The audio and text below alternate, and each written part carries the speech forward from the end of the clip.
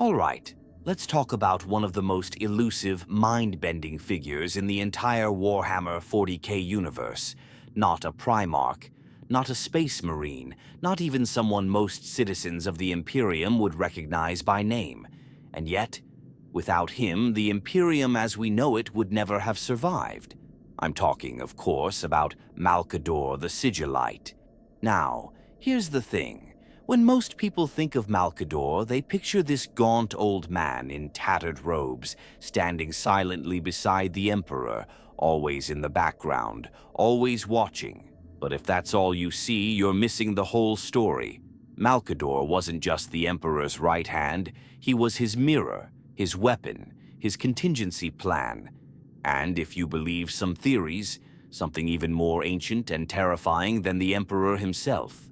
The more you dig into the fragments of lore, cryptic quotes, and forbidden texts, the more it starts to feel like Malcador was never meant to be understood, but that's what makes the mystery so irresistible. So, who was he really? A loyal servant of mankind, a secret god in disguise, or maybe the true architect behind the galaxy-spanning empire that worships a corpse on a throne? Let's dive in. You'd think that someone who stood at the right hand of the Emperor during the most critical moments in humanity's history would have a well-documented background, right? But no. With Malcador, everything begins in mystery. He appears, fully formed and immensely powerful, already entrenched in the Emperor's inner circle, before most people even realize who he is. There are no records of his childhood, no details about where he was born, or how he became what he was. Just silence. And that silence is deafening. One of the most persistent theories in the community is that Malcador wasn't just a powerful psyker, but something entirely different. Some fans call him a perpetual, and there is some evidence to support that. He hints, in one of the few moments we hear directly from him, that he's been alive for a very, very long time, longer than seems humanly possible. Perpetuals, of course, are rare, humans gifted or cursed with effective immortality. They regenerate, they endure, and they live across the ages. The Emperor is one. Vulcan, the Salamander's Primarch, is another. So could Malcador be part of that strange and select group? It would explain a lot. His wisdom, his patience, his ability to see the long game. Not just over decades or centuries, but millennia. And yet, even among perpetuals, he's different, stranger, more cloaked. There's another camp of fans who believe Malcador wasn't just a perpetual, but a first man, one of the original humans before the Age of Strife, perhaps even predating the Age of Terra. That would mean he's been walking the Earth since before humanity became what it is today. This theory sees him less as a mere man and more as a relic of a forgotten era, a link to a version of humanity that was purer, more enlightened, or maybe more dangerous. In this view, Malcador represents what humanity was supposed to be before it fragmented into petty warlords and techno-barbarian cults. He's a fossil, yes, but a powerful one. But the theory that really sends chills down my spine, the one where Malcador isn't entirely human at all. Some whisper that he might be one of the last surviving Old Ones, those godlike beings from before the dawn of modern races, the manipulators who uplifted the Eldar and the Kroarks. Now, granted, that's pure tinfoil territory, but hear me out. Malcador's understanding of the warp, of fate, of psychic resonance, it goes beyond human. He speaks with a weight that suggests aeons, not centuries.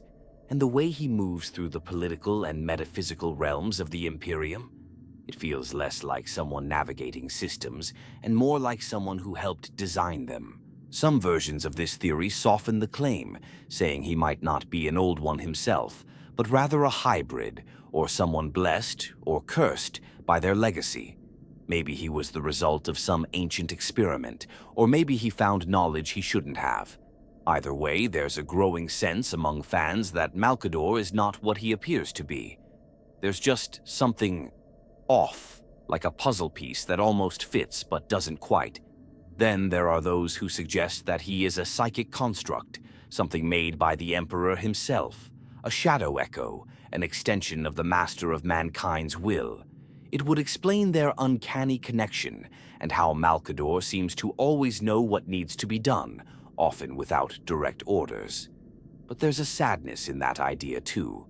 If Malcador wasn't ever real, then everything he suffered, his death, his sacrifice, was just part of a grand design. It robs him of agency, of humanity, and I don't know if I'm comfortable with that. Interestingly, Malcador himself never clarifies any of this. He speaks in riddles, when he speaks at all. There's one moment that sticks with me. In the Siege of Terra novels, when he says he's older than the bones of the world. Now, is that metaphor, or is that a glimpse of something deeper? Either way, he's not talking like a man, he's talking like a myth. And yet, in spite of all this speculation, we still know next to nothing. The official lore keeps it vague on purpose, and I kind of respect that. It allows Malcador to be whatever the story needs him to be, a sage, a monster, a martyr, or a mystery, and maybe that's the point. Maybe his origins are unknowable by design, because if we did know the truth, maybe we'd realize he was never on our side at all, or worse, maybe he was. And what that says about the Emperor's goals is something we're not ready to face. At the end of the day, Malcador remains a blank page wrapped in shadows. But whatever he was, perpetual, proto-human, godling construct, he was something the galaxy had never seen before, and maybe something it won't see again. The thing that's always fascinated me the most about Malcador isn't just who he was, but how he fit into the Emperor's world. I mean, think about it. The Emperor had Primarchs, 20 demigod sons sculpted with divine purpose, each representing a fragment of his own psyche and power. And yet, when it came to true trust, to actual counsel, the Emperor turned not to his sons, but to Malcador. That alone tells you something is very different about this man. Their relationship isn't one of master and servant in the traditional sense. There's a subtlety to it. Malcador isn't constantly bowing and scraping, nor is he a yes man echoing everything the Emperor says. He disagrees, he advises, and sometimes he even challenges. There's a scene in the lore where he voices concern over the Primarch project, something few others would ever dare. Not because he was reckless, but because he could, because he had the authority, and that raises a question fans have been circling for decades. Was Malcador just a trusted tool, or was he something more? An equal, a peer? Some believe that Malcador was the only one who truly understood the Emperor, not just as a ruler, but as a being, and maybe that's why the Emperor needed him. The Primarchs, for all their strength and brilliance, were children in many ways. They craved approval, rebelled against authority, and in some tragic cases, collapsed under the weight of their own flaws. But Malcador, he was steady, grounded. He didn't need validation. He just did the work. That kind of reliability is rare, especially when you're playing a game on a galactic scale.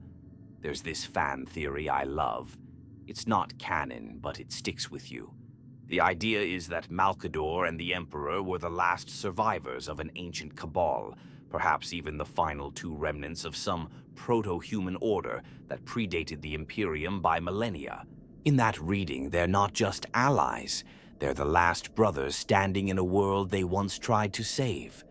That's why the Emperor confides in him, not because Malcador is useful, but because he remembers. He's the only one who sees the full picture, who shares the burden, and then there's the emotional weight of it. It's easy to paint the Emperor as this cold, godlike entity who sees people as pawns, but with Malcador there's this softness. As much as that word can exist in the grimdark universe, the Emperor entrusts Malcador with impossible responsibilities, overseeing Terra, assembling the Inquisition, sitting on the Golden Throne. These aren't just logistical decisions, they're acts of immense trust, the kind of trust you only give someone who is more than a servant, someone who is, in many ways, a reflection of yourself. Of course, not everyone sees it that way. Some argue that Malcador was just another tool in the Emperor's grand design, an intelligent, adaptable tool, but a tool nonetheless. They point to how the Emperor kept secrets from him, how he left him in the dark about certain aspects of the Webway project, or the full nature of the Primarch's destinies. If Malcador were truly an equal, wouldn't he have been included in everything? But here's where it gets murky. The Emperor kept secrets from everyone. That was his nature. Even the Primarchs were fed half-truths and manipulated from the start. The fact that Malcador knew as much as he did might actually be more telling. In a regime built on absolute control and compartmentalized knowledge, Malcador stood out as someone who actually had a near-complete picture. That, in itself, is wild. There's another detail fans often overlook.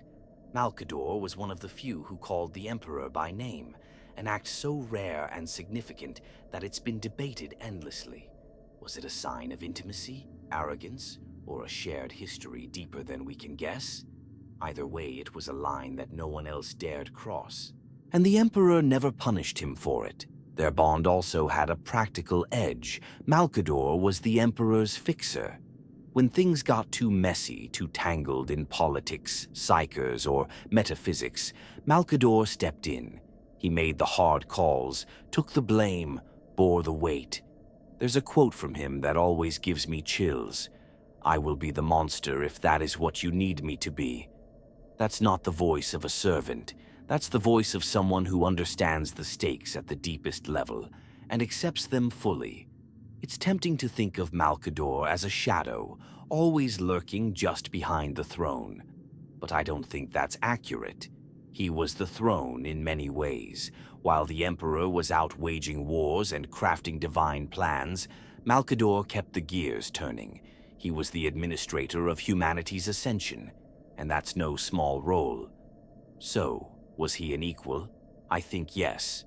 But not in the sense of power or scale. The Emperor was a being of godlike magnitude, after all. But in purpose, in insight, in trust, absolutely. Malcador wasn't just trusted to carry out orders. He was trusted to make decisions in the Emperor's absence. And if that doesn't scream peer, I don't know what does. In the end, their relationship was probably the most honest connection either of them had in that whole tragic saga. No manipulation, no betrayal, no fall from grace. Just two ancient minds fighting to keep humanity from devouring itself, even if it meant becoming monsters to do it. Here's where things get even more fascinating. If you strip away the myth, the mystery, and the whispers of ancient power, what you're left with is this. Malcador the Sigillite didn't just help build the Imperium. He designed its bones, its nervous system, its entire bureaucratic and spiritual architecture. While the Emperor was busy being the visionary, the warrior god striding across battlefields and webway projects, Malcador was behind the curtain, turning a vision into a machine that could actually function. And it's kind of wild how little credit he gets for it. Let's talk about the Adeptus Terra for a moment. Everyone knows it today as the backbone of imperial governance. This massive, sprawling network that manages everything from planetary tithes to military logistics. But it didn't just spring up overnight. Someone had to sketch out that system, codify the rules, make sure that when the Emperor turned his focus to other, more esoteric projects, there was still someone keeping the stars in line. That someone was Malcador. He wasn't just managing things temporarily, he was building a structure that would endure for 10,000 years, and frankly, he pulled it off a little too well. There's this sense in the lore that Malcador always understood the scale of what they were creating. While the Emperor had the long-term vision of a united, psychic humanity, Malcador was the one actually solving the problems of governance, stability, and enforcement. He knew you couldn't hold a million worlds together just by will or ideology. You needed systems, offices, chains of command, redundancy, and maybe most importantly, fear. The High Lords of Terra? That's Malcador's legacy. He laid the groundwork for their authority, even if he probably would have hated what they eventually became. Stagnant, paranoid, self-serving bureaucrats. But in the beginning, the idea made sense. You needed people to carry on the Emperor's will in his absence. Malcador might have hoped they'd be philosopher kings. Instead, they turned into paranoid aristocrats. That's the tragedy of delegation, right? You can build a perfect structure, but you can't control the rot once it sets in. And then there's the Inquisition. This part gets really intense because it's where you realize just how far Malcador was willing to go. The Inquisition wasn't some impulsive reaction to the heresy. It was a contingency he planned. He handpicked its founders, individuals like Promius and Moriana, people he knew would carry on the Emperor's true will, even if it meant rooting out corruption with fire and blade. Malcador saw what was coming. He understood that the greatest threats wouldn't always come from the outside. Sometimes they'd wear the face of a friend, or hide in the warp, or grow inside the ecclesiarchy's own temples. Some fans argue that this was his greatest sin, that he created a monster that now devours innocence in the name of purity. But honestly, I get it. If I had seen what Malcador saw, demons breaking reality, gods clawing at the edge of sanity, I might have done the same. He didn't build the Inquisition for glory. He built it because he knew there was no other choice. And that kind of cold clarity, it's both terrifying and awe-inspiring. One of the most overlooked aspects of his legacy, though, is his role in shaping Imperial navigation. Before the Astronomicon was fully operational, the galaxy was a nightmare of warp storms and unpredictability. The Emperor had the vision of the Astronomicon, but Malcador helped turn that vision into a functioning reality. He coordinated the psychic infrastructure, aligned the various psyker orders, and helped build the framework that would allow navigators to do their jobs. He understood that without reliable warp travel, everything else, the Crusade, the expansion, the Imperium itself, would fall apart. And so, once again, he made sure it worked. Some say Malcador was the first true Grand Master of the Administratum, the hidden hand that moved all the pieces on the board. He didn't just react to crises, he preempted them. He created institutions, filled them with loyal agents, and then set them loose. It's easy to forget that while Horus and his brothers were waging war on each other, Malcador was still on Terra, holding the damn galaxy together. He didn't need a bolter. His weapon was order. Of course, that leads to another fan theory. The idea that Malcador didn't just build the Imperium we know, but actively shaped it into what it would become. That maybe he foresaw the grim-dark future and accepted it as inevitable. Some even go so far as to suggest that Malcador chose authoritarianism because he believed it was the only way humanity could survive. That deep down, he didn't believe in a bright future of enlightenment, but in control through fear and sacrifice. That theory makes my skin crawl a bit, to be honest, because it makes him look less like a savior and more like a cold strategist playing the long game. But maybe that's the whole point. Maybe Malcador wasn't trying to be a hero. Maybe he knew that heroes die and legends fade, but structures endure. Maybe he gave up his humanity so the Imperium could keep its own, however twisted and broken it became. It's strange to think about how much of our current understanding of the Imperium, its rules, its institutions, even its religion, can be traced back to the hands of this one man. Not a Primarch, not a god, just Malcador. Writing edicts, sealing scrolls, positioning agents like pieces on a galaxy-sized board. That's what makes his story so compelling. He didn't need the spotlight. He was the foundation, and maybe that's why, even now, so many in-universe scholars and fan theorists alike obsess over him. Because buried beneath all the fire and fury of the Imperium lies a blueprint, and Malcador was the one who drew it. When people talk about the Great Crusade, the spotlight naturally falls on the Primarchs, these towering demigods, each leading their legions across the stars, bringing countless worlds into compliance. It's hard not to be dazzled by that kind of mythic grandeur.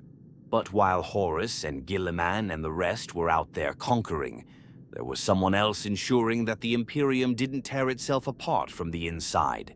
Someone who didn't wear armor or wield a thunder hammer, but whose influence shaped the entire crusade from behind the curtain. That someone, of course, was Malcador. It's easy to forget that conquest is only half the battle. What comes after the fighting, governance, diplomacy, reconstruction? That's where empires are truly forged, and Malcador understood that better than anyone. While the Emperor directed the Crusade's spiritual and scientific ambitions, and the Primarchs executed the military campaigns, Malcador was busy doing something just as crucial: holding together the messy, chaotic political infrastructure of a newborn Imperium. He wasn't out there burning heretics or toppling alien empires. He was at Terra, and sometimes just beyond it, weaving a web of control, compromise, and calculated deceit to make sure that the Emperor's vision didn't fall apart before it had a chance to solidify.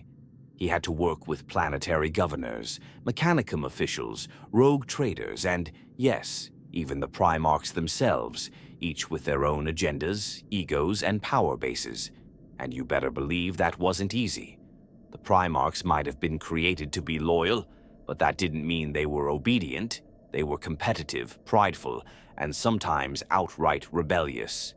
There's this idea floating around the fandom that Malcador's real job wasn't managing humanity.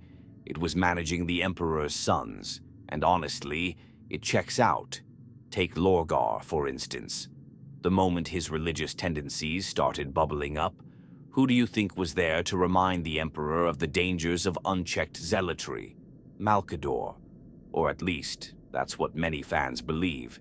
He had his fingers on the pulse of these slow-burn catastrophes long before they exploded. He didn't have the luxury of ignoring warning signs. He saw the fault lines forming, the ideological rifts, and he did what he could to smooth them over, or suppress them when necessary.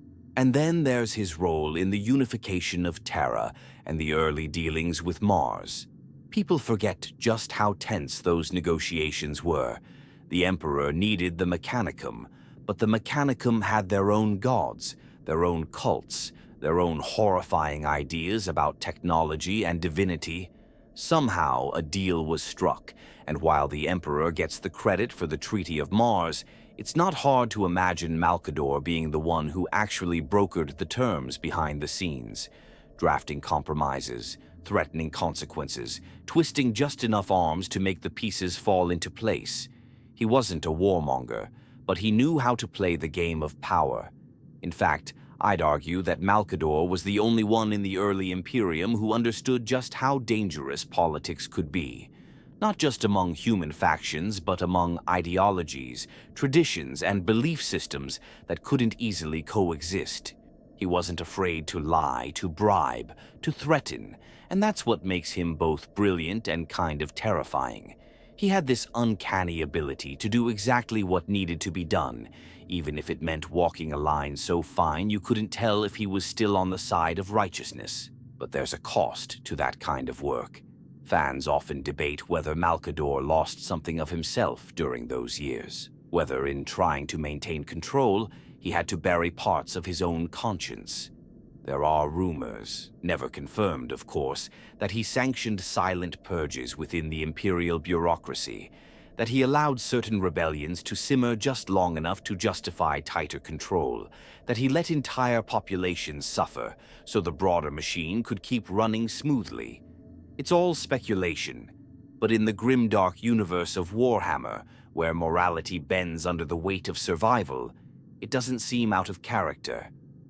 One of the most interesting theories I've seen is that Malcador was constantly at odds with the concept of the Imperium itself, that while he served the Emperor's vision, he didn't always agree with the methods, that deep down, he believed in a more enlightened form of unity.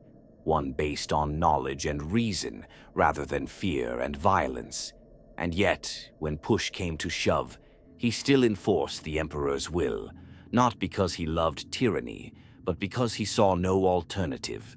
That internal conflict, if true, makes his actions during the Crusade even more tragic.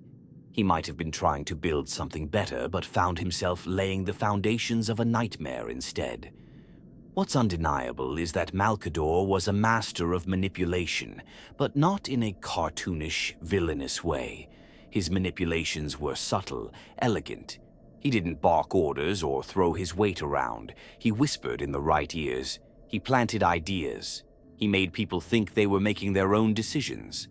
That kind of influence is more potent than any force sword or bolter round, and it's exactly what the Imperium needed at that stage. Someone who could see the bigger picture and wasn't afraid to get his hands dirty to protect it.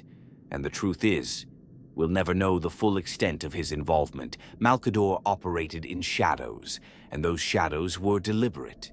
He erased records, sealed documents, covered his tracks not to glorify himself, but to protect the integrity of the systems he was building. He didn't need to be remembered. He just needed the Imperium to survive. But that survival came with a price, the cost of compromise, of manipulation, of countless unseen sacrifices, and Malcador paid it in full. Without ever raising a banner or making a speech, he became the scaffolding of a galactic empire, and most of the people he saved never even knew his name. The Horus heresy was, without a doubt, the bloodiest and most heart-wrenching conflict in the history of the Imperium. Brother turned on brother. Sons betrayed their father, and entire worlds were reduced to ashes in the name of ambition and vengeance. And while the battles raged across the stars, while titans clashed and legions died screaming, Malcador remained on Terra, calm, calculating, and terrifyingly effective. This wasn't just the loyal administrator holding the line. This was Malcador the Sigillite, unleashed in the only battlefield he ever needed, the world of secrets, psychers, and psychological warfare. When the heresy broke out, many expected Malcador to simply maintain Terra's defenses, to act as the Emperor's steward while he worked on the Golden Throne. But what actually happened was far more complex. Malcador became the Imperium's shadow general, not in a flashy, overt way, but in the background, pulling strings, sending agents, manipulating events in ways that even now remain obscured. And honestly, I think that's where his true genius revealed itself. He wasn't commanding fleets, but he was doing something arguably more important, holding the idea of the Imperium together while it was being torn apart. Let's start with his use of psychers.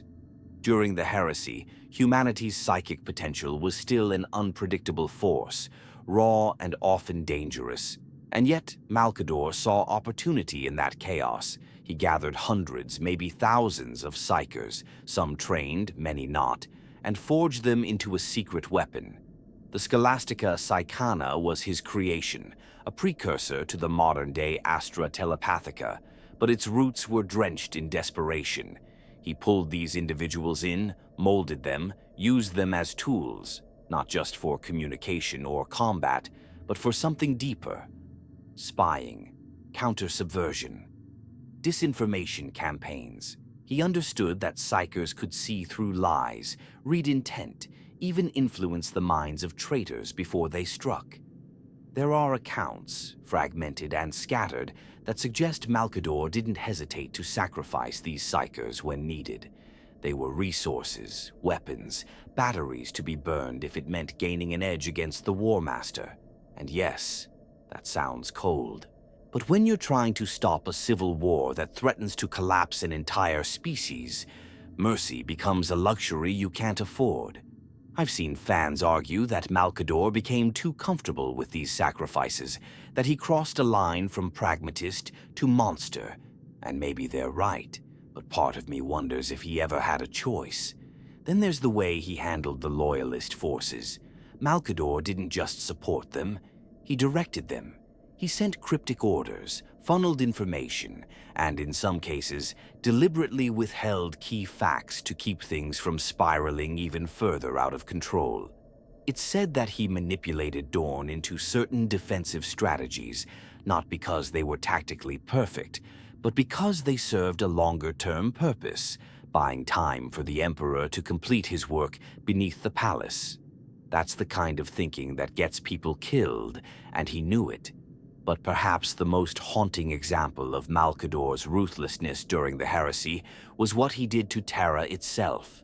Billions of citizens lived on the throne world during those years, and as the siege loomed closer, Malcador made brutal decisions to ensure Terra could survive the coming storm. Entire city blocks were sealed off, populations were relocated or purged based on perceived loyalty or psychic risk. The Black Sentinels, his personal enforcers, were given free rein to eliminate threats before they could bloom. It was security through absolute control, and it shattered countless lives. But again, in his eyes, what was the alternative? And then there's the theory, one I can't stop thinking about, that Malcador may have known the heresy was inevitable, not just suspected, but known. There are whispers that he allowed certain events to unfold, even nudged them along, to force the Imperium into becoming what it needed to be. That he saw the Emperor's dream was too fragile, too idealistic, and that it needed to be reforged in fire. If that's true, then the heresy wasn't just a tragedy, it was a transformation. And Malcador was its silent architect. It's a chilling thought, isn't it? That while billions died, while legions burned and worlds fell, Malcador was playing a longer game. Not for glory, not for power, but for stability, for the survival of the species. He saw the edge of the abyss and decided it was worth pushing a few people in if it meant the rest could step back. That's not heroism, that's not villainy, that's something far harder to define. And yet, I can't bring myself to hate him for it, because in every account, every shadowed whisper of his actions during the heresy, there's this constant. He never once stopped serving the Imperium. Not himself, not his legacy, just the cause, the cold, burning idea that humanity had to endure, no matter the price. Some call him a martyr, others a monster. But what I see is a man who understood that when gods go to war, someone has to clean up the fallout, and in the darkest days of the heresy, that someone was Malcador, not with a sword, but with silence, sacrifice, and secrets. When you really start to peel back the layers of Malcador's actions, especially during the heresy and its chaotic aftermath, you start running into decisions that don't just blur the line between right and wrong, they utterly erase it. The same man who held the Imperium together also made choices that are hard to justify, even in a galaxy built on horror. And that's what makes Malcador such a compelling figure. He wasn't clean, he wasn't noble in the traditional sense. In fact, in many ways, he was just as frightening as the Emperor himself.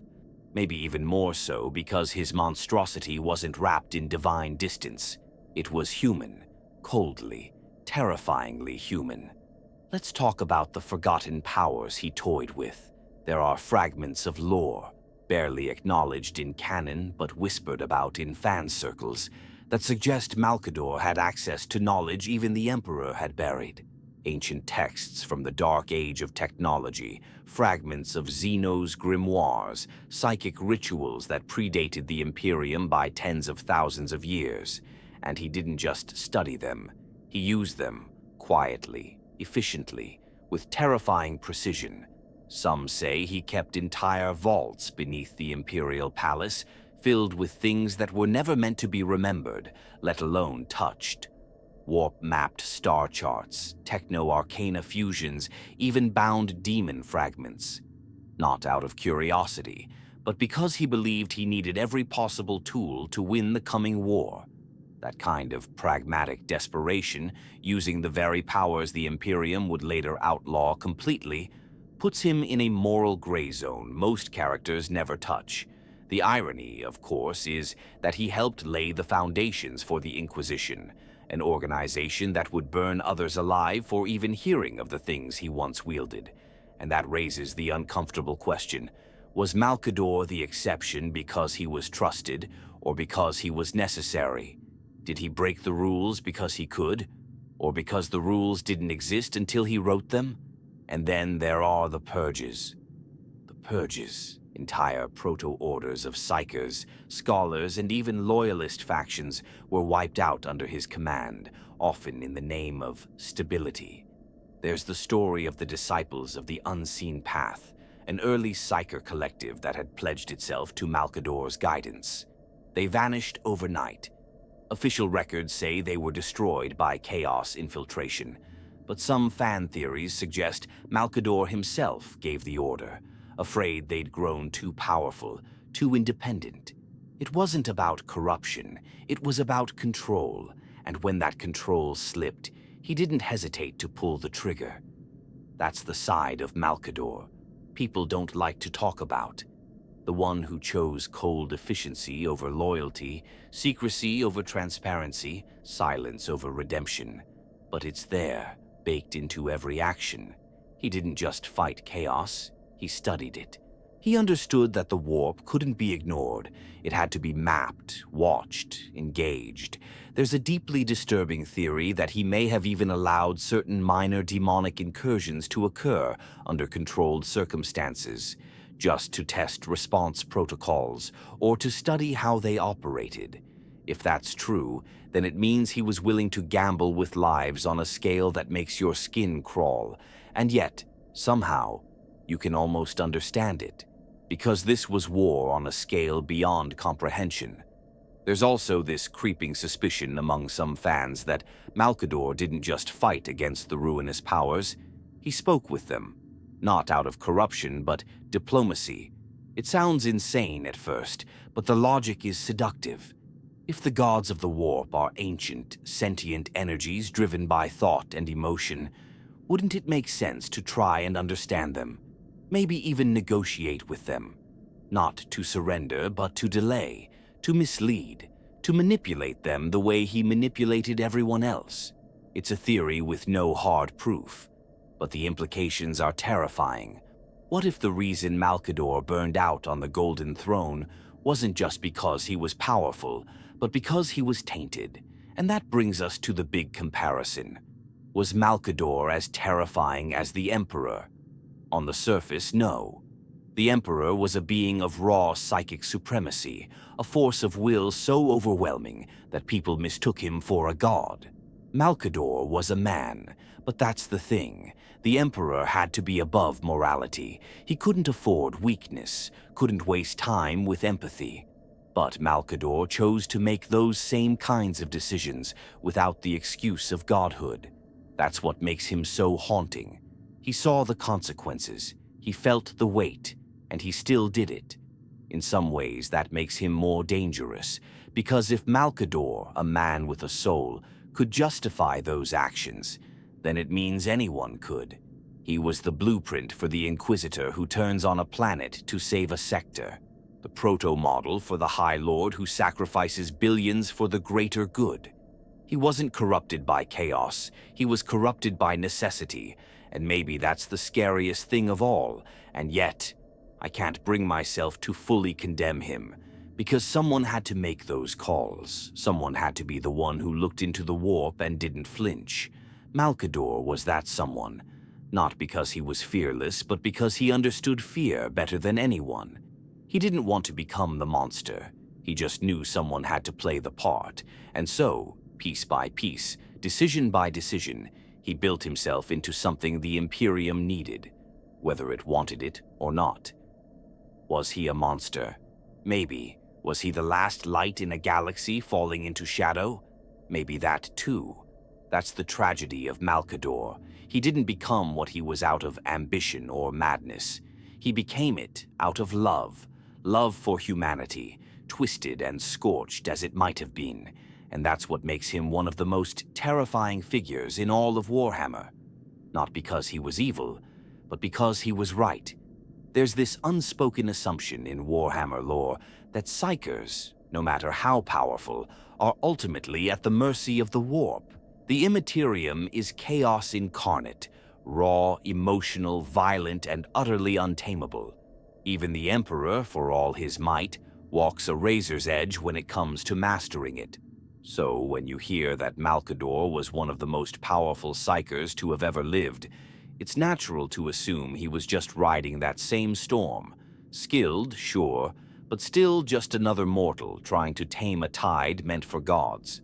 But what if that's not the case? What if Malcador wasn't just surviving the warp, but shaping it? I've always found it strange how little the official lore wants to talk about Malcador's psychic feats. We get whispers.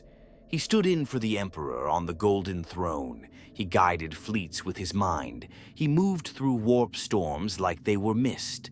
But the scope of what that really means is often glossed over. Think about it. Sitting on the Golden Throne, even for a moment, would tear most psychers apart. The throne isn't just a chair. It's a psychic relay connected to the Astronomicon and the Webway. It's a god machine built to channel impossible energies, and Malcador held it. Not for seconds, not for minutes, for hours. And he didn't just survive, he functioned. That alone puts him in a category beyond anything we usually see, even among the Emperor's chosen. Some fans go further. They believe that Malcador wasn't just a psyker, but something closer to a warp construct himself, a being whose existence was partly anchored in the Imperium, much like the demons he fought against. Not corrupted, not chaotic, but fundamentally tied to the warp in a way that gave him control most psychers could only dream of. There's no concrete proof of this, of course, but there are these small hints scattered throughout the lore. References to how people near him would feel, their thoughts subtly shift, how reality seemed thinner in his presence, how he could sense when things were about to happen. These aren't just signs of psychic talent, they're signs of attunement. One theory I love, though it borders on the metaphysical, is that Malcador didn't just use the warp, he understood it.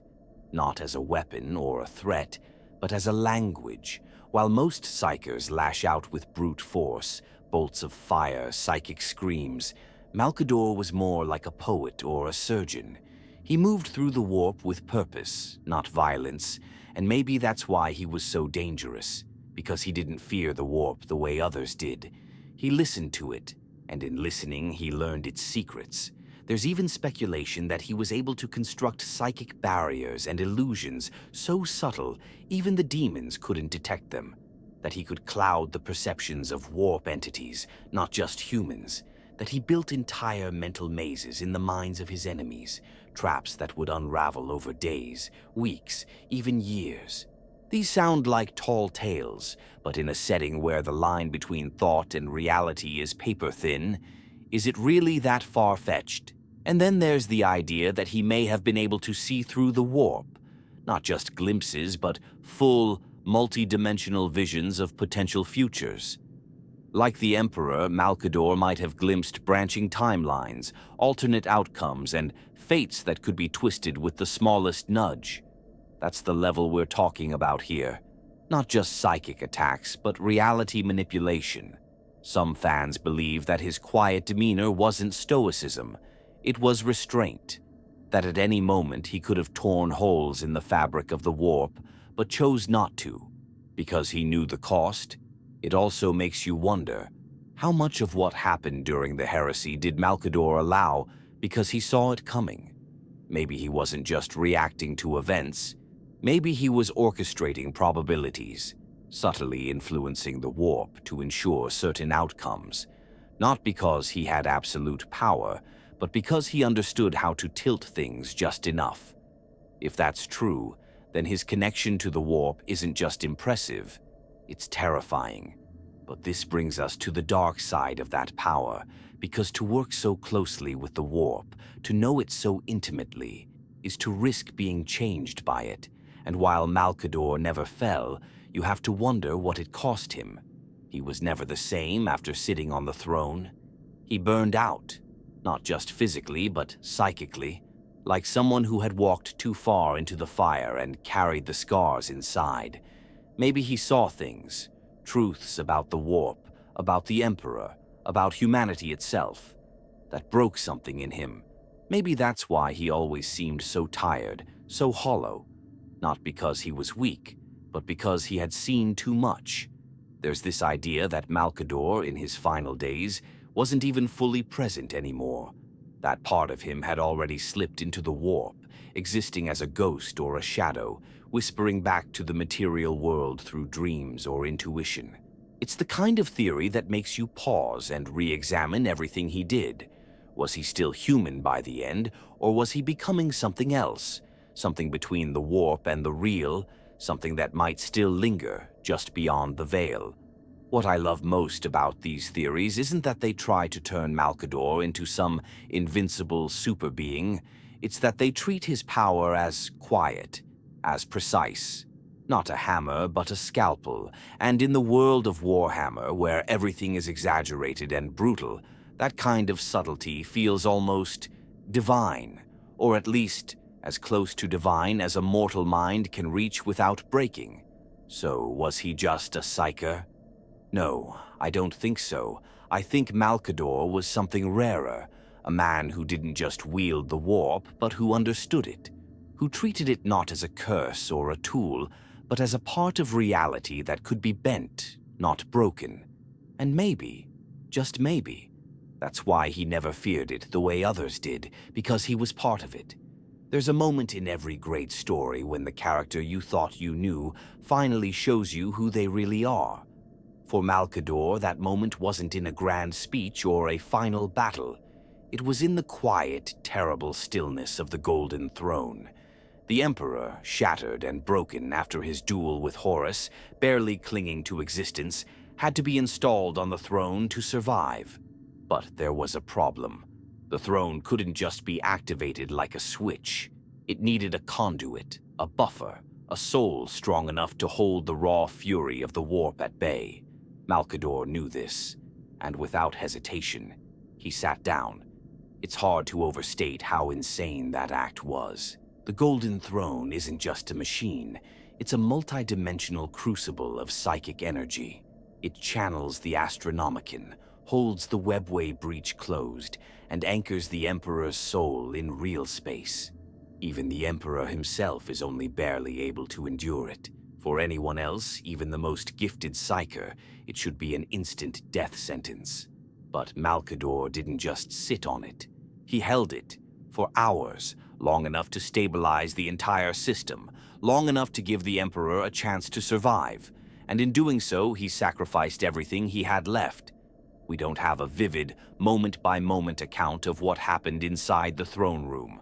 The records are sparse, cloaked in ritual and censorship. But what we do know paints a picture of absolute, soul-rending agony. Malcador's body was reportedly reduced to ash and dust. His psychic signature, which had once lit up like a star in the warp, vanished completely. Some say his soul was consumed, others that it was scattered across the Imperium. A few theorists even believe that a fragment of him remains inside the throne itself, still silently aiding the Emperor. And honestly, that wouldn't surprise me, because here's the thing. Malcador knew exactly what would happen. This wasn't a heroic impulse. This wasn't a moment of rash courage. It was a cold, clear decision made by someone who had been preparing for this possibility for a long, long time. He understood the consequences. He saw the weight of what was at stake, and he chose to die anyway. And that, for me, is the moment when Malcador stops being a manipulator or a spy master or even just the Emperor's right hand. That's the moment he becomes something more. Not a god, not a martyr, but a man who gave every last part of himself to preserve a dream that was already crumbling.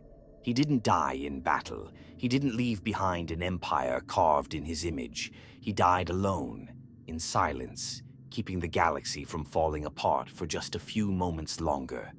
Some fans see this as proof of Malcador's purity, that despite all the gray decisions, the manipulations, the atrocities, deep down, he remained loyal, that he always believed in the Emperor's vision, even if he didn't agree with every method. Others see it differently. They argue that this final act was penance, that Malcador knew what he'd done, how many he'd sacrificed, how deeply he'd compromised his soul, and that this was the only way to balance the scale, not to redeem himself exactly, but to ensure his story ended on his own terms. I don't think it has to be one or the other. That's the beauty of Malcador. He's not a clean character. His motivations were layered, messy, human. Maybe he believed in the dream and still hated what it had become. Maybe he wanted to save the Emperor and still resented being the one to do it. Maybe he went to the throne not because he wanted to, but because he knew no one else would. And that's what makes it such a powerful moment. Not just that he died, but that he chose to die when he could have easily let someone else take his place. There's a line from one of the old texts, possibly apocryphal but deeply poetic, that says, "He burned not in fire but in duty. He was the last of us who remembered why we fought." Whether it's real or not, it sticks with me, because that's how I see Malcador's final act, not as a blaze of glory, but as a quiet, brutal act of love. Not love for the Emperor necessarily, but love for humanity, for the chance, however slim, that something might survive. And the tragedy is, most of the Imperium doesn't even remember him. His name is spoken in hushed tones, buried in arcane titles. Statues of him are rare, stories about him are rarer. But in that final moment when the galaxy stood on the edge of collapse, it wasn't a Primarch or a saint who stepped forward. It was a tired old man who had already given everything and gave a little more. Was it worth it? I don't know. The Imperium that rose from the ashes of the heresy is a brutal, decaying empire locked in endless war.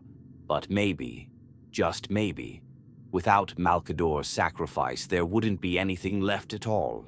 Maybe in that final act we see his true nature, not as a weapon or a monster or a mystery, but as a man who chose to carry the weight so others wouldn't have to.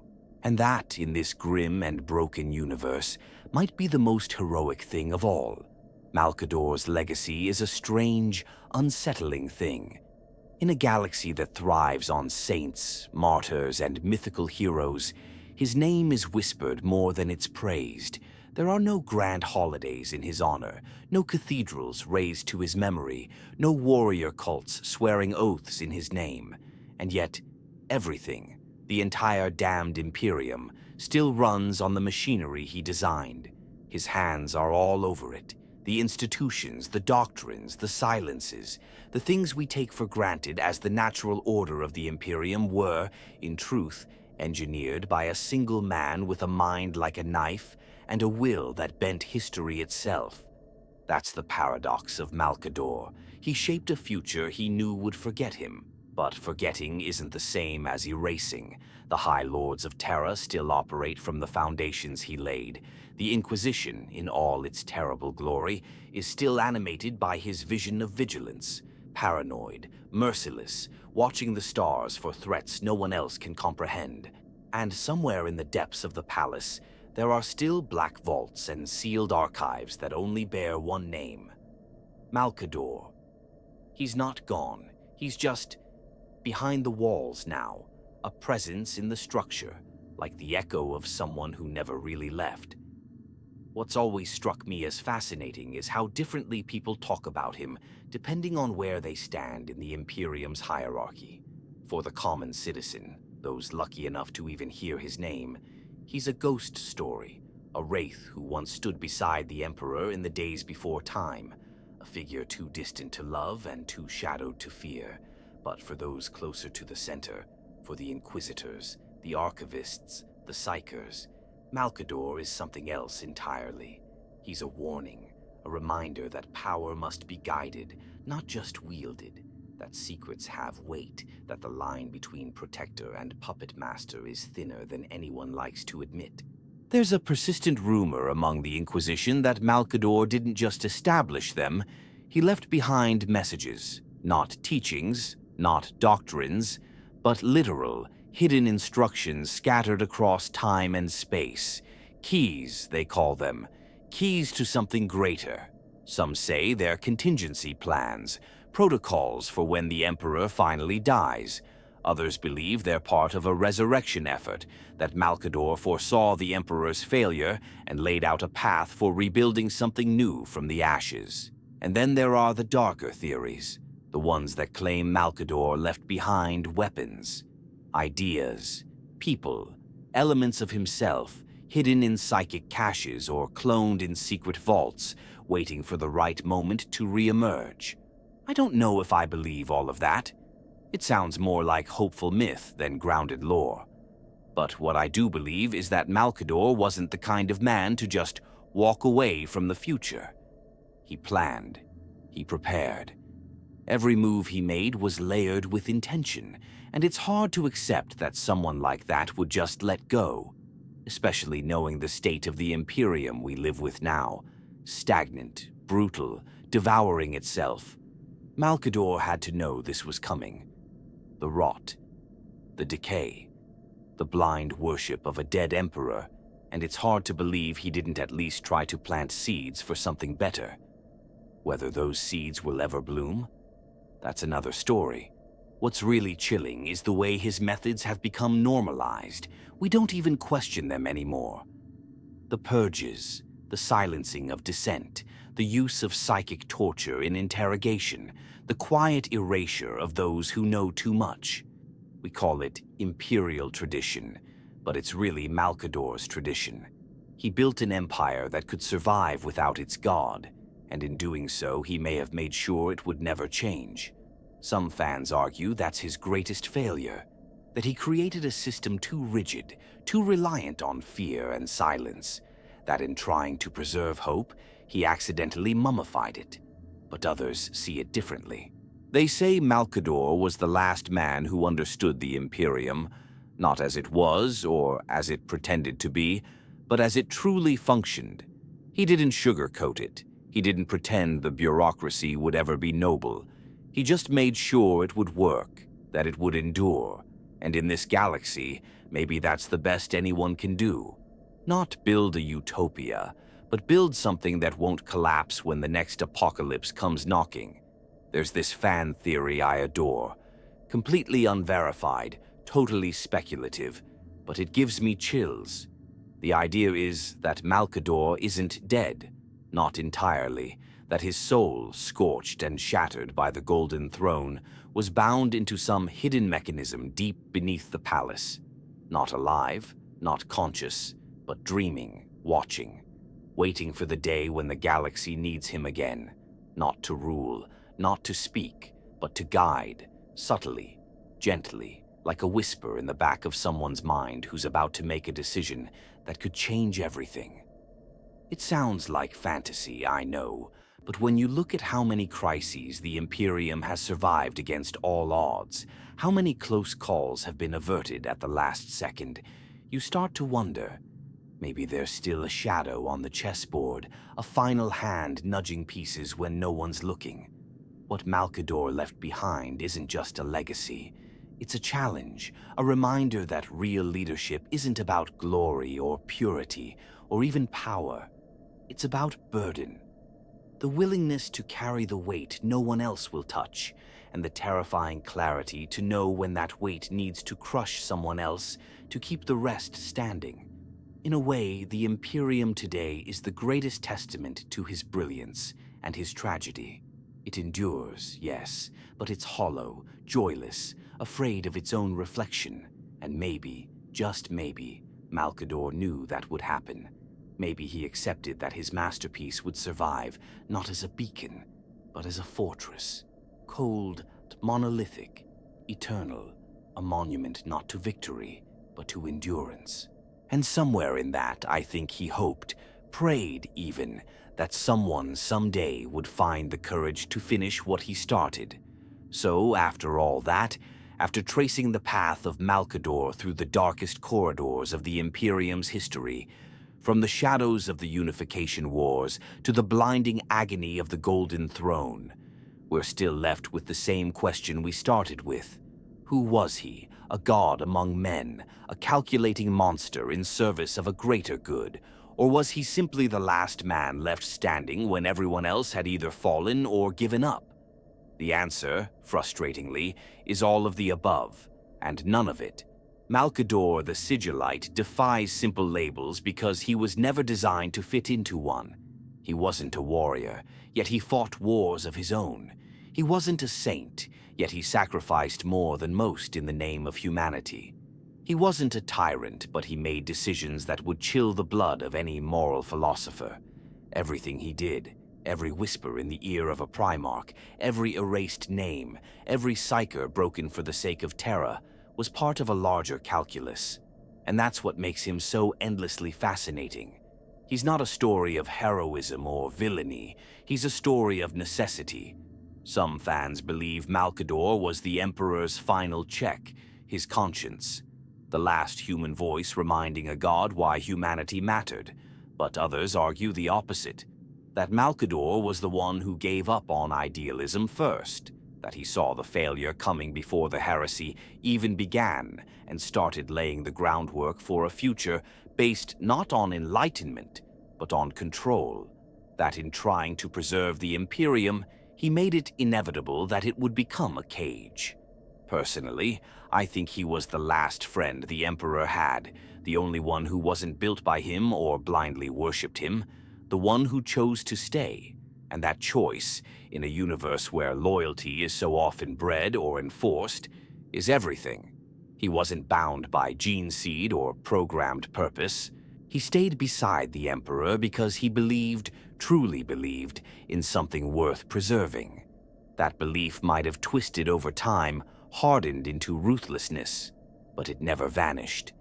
There's this haunting contrast between him and the Primarchs. They were created to be perfect, but most of them broke under the weight of expectation. Malcador, by comparison, was imperfect from the start, human, fragile, limited, and yet he never wavered. That's part of why his story hits so hard, because it isn't about destiny, it's about choice. Every act of cruelty, every sacrifice, every final breath he gave on the throne, that was his. He owned it all. Some theorize that the Emperor saw a part of himself in Malcador, maybe even a version of who he might have been had he not become a living god, and maybe that's why he trusted him so deeply, because where others failed through hubris, Malcador succeeded through humility, not weakness, restraint. In a universe of egos, Malcador knew when to step back, when to disappear, when to die. Even now, 10,000 years later, his name lingers like an echo, not shouted from the pulpits like a saint, not cursed like a traitor, but remembered, quietly, carefully, as if the galaxy itself knows that something vast and vital passed through it, and isn't quite sure what remains. I've read fans debate endlessly over what Malcador's role should have been. Should he have taken over after the Emperor fell? Should he have passed on everything he knew instead of locking it away? Should he have tried to reform the Imperium, not just preserve it? And maybe those are fair questions, but I think the truth is more complicated. Malcador didn't see himself as a ruler. He saw himself as the last custodian of a fading hope, a man with too many ghosts behind him and only one path left in front. Was he a dark genius? Yeah, probably. Was he a hero? In the grimmest, most broken sense of the word, was he a god? No. He was worse. He was a man who understood gods. And in that understanding, he chose to stand beside one, not in worship, but in solidarity. And maybe that's what we're left with in the end. Not a clear picture, not a simple judgment, but a puzzle in the shape of a man, a story told in shadows, secrets, and sacrifice. Malcador, the Sigillite, wasn't meant to be loved. He wasn't meant to be followed. He was meant to be understood, or at least tried. So now it's your turn. After everything we've looked at, his origins, his power, his sins, his sacrifice, what do you think? Was Malcador a savior, a monster, a victim of circumstance, or something stranger still, something we don't even have the words for? Drop your thoughts in the comments. I want to hear your theories, your takes, your debates. Was Malcador humanity's last light or its first tyrant? And if you enjoyed this journey through his legacy, don't forget to like, subscribe, and ring the bell for more lore, deep dives into the twisted brilliance of the Warhammer universe. There's always another shadow to chase.